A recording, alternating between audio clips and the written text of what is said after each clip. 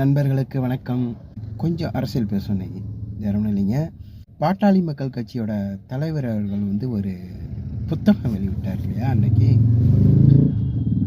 அந்த புத்தகம் வெளியிடுறதுல அது என்ன புத்தகம்னு சொன்னாக்கா, நம்ம முதல்வர் 2-3 நடையாக வெளிநாடு போயின்னு சொல்லிட்டு ஒரு நாடாக போயிட்டு முதலீடு ஈர்க்க போகிறேன், இளைஞர்களுக்கு வேலைவாய்ப்பு கிடைக்கிற மாதிரி வெளிநாட்டு முதலீடை புதிய முதலீட்டை ஈர்க்க போகிறேன் அப்படின்னு சொல்லிட்டு போனார். என்னென்ன முதலீடு இழுத்தார், வந்ததா, அதில் என்ன இழப்பு, என்ன லாபம்ங்கிறத ரொம்ப புள்ளி விவரத்தோட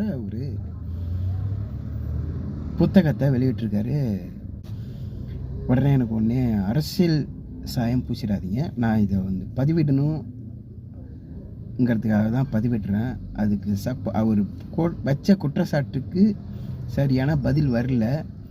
மாற்றா அவங்க குடும்பத்தை பற்றி, அன்புமணி குடும்பத்தை பற்றி ஒரு விமர்சனம் வைக்கிறாரு நம்ம தயாநிதி மாறன் அவர்கள்.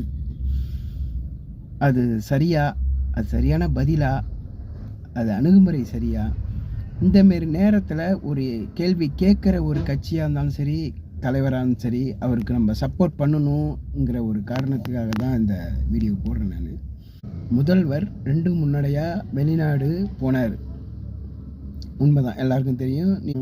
கோடிக்கு நம்ம முதலீடு இழுத்துறதா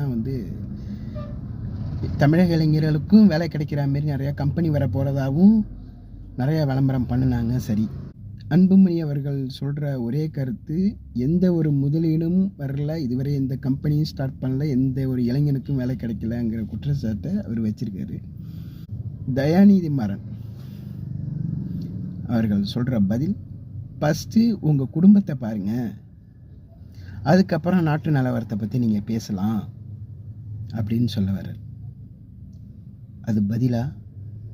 அது ஒரு நல்ல பதிலான்னு கேட்குறேன். எதிர்த்து இந்தமாரி பதிவு போடுவாங்க, இதுக்கான எதிர்கருத்து வருங்கிறத எல்லாருக்கும் தெரியணுங்கிறதுக்காக தான் நான் இந்த காணொளி போடுறேன். அது சரியாக பாருங்கள், ஃபஸ்ட்டு உங்கள் குடும்பத்தை பாருங்கள், அதுக்கப்புறம் இந்த நாட்டு நிலவரத்தை பற்றி நீங்கள் பேசுங்க அப்படின்னு சொல்லிட்டுருக்காங்க. பொதுவாகவே பார்த்தீங்கன்னா தமிழ்நாட்டில் இருக்கிற தலைவரில் அதிகமாக படித்தது தமிழ்நாட்டில் மெரிட்டில் பாஸ் ஆகி ரெகுலர் போய் சர்டிஃபிகேட் வாங்கினது இருக்கிற தலைவரில் அவர் ஒரு ஆள் தான். திரு அன்புமணி அவர்கள் மட்டும்தான், பாட்டாளி மக்கள் கட்சி தலைவர் அன்புமணி மட்டும்தான் ரெகுலர் காலேஜ் போய் மெரிட்லலாம் பாஸ் ஆகி பட்டதாகி. ஆனால் அவர் கேட்குற முற்போக்குத்தனமான புள்ளி விவரத்தோடு கேட்குற கேள்விக்கு நீங்கள் பதில் சொல்லாமல் மழுப்புறீங்கன்னா நீங்கள் என்ன சொல்லியிருக்கணும்? இவ்வளோ முதலீடு வந்திருக்குப்பா, இத்தனை கம்பெனி ஸ்டார்ட் ஆகிருக்குப்பா, எத்தனை லட்சம் பேருக்கு வேலை கிடச்சிருக்குப்பாங்கிற அர்த்தத்தை தான் நீங்கள் சொல்லியிருக்கணும். இதெல்லாம் சொல்லாமல் தேவையில்லாமல் அவங்க குடும்பத்தை பற்றி பேசி, உங்கள் குடும்பத்து பிரச்சனை பற்றி பேசி தனிநபர் தாக்குதல் எதுக்கு? பதிவு போடணுன்னு நினச்சேன். அவர் கேள்வி ஒரு குடிமகனாகவே கேள்வி கேட்கட்டும். நீ அவங்க கட்சி தலைவனாக கேட்கணும்னா நார்மலாக அவர் ஒரு குடிமகன், நார்மலாக ஒரு குடிமகன் கேள்வி கேட்குறது தப்பு இல்லை. 2வது ஒரு கட்சியோட தலைவர், 3வது இருக்கிற தலைவரில் அதிகமாக படித்த தலைவரும் கூட இல்லை. இவ்வளோ தகுதியோட கேள்வி கேட்குற ஒரு மனிதனுக்கு சொல்கிற பதில், உங்கள் அப்பாவை ஃபஸ்ட்டு பாருங்கள், உங்கள் குடும்பத்தை ஃபஸ்ட்டு பாருங்கள், அதுக்கப்புறம் இந்த கேள்வி கேட்க வரலாம். நான் பொதுவாகவே இன்னொரு விஷயம் சொல்கிறேன்.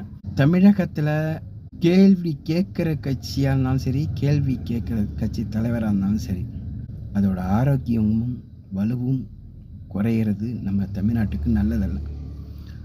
ஆளுங்கட்சி எதை வேணாலும் செய்யலாம், எங்கே வேணாலும் போகலாம். அவர் கேட்குறது என்ன? மக்கள் வரி பணத்தை எடுத்துட்டு இந்தமாரி நாடாக போகிறீங்களே, இதனால் நம்ம தமிழ்நாட்டுக்கு என்ன லாபம், எத்தனை கம்பெனி வந்திருக்கு, எத்தனை இளைஞர்களுக்கு வேலை கிடைச்சிருக்கு, அதெல்லாம் கேட்குறாரு. பதிலுமே நீங்கள் சொல்லக்கூடாது. நம்ம ஊடகத்து மேலேயும் ஒரு தப்பு இருக்குங்க. இந்தாண்ட பக்கா புள்ளி விவரத்தோட ஒரு புக்கை வெளியிடுறாரு. அந்த புக்கில் உள்ள கேள்விகளை நம்ம முதல்வர்கிட்ட போய் கேட்குறது தான் ஒரு சிறப்பு.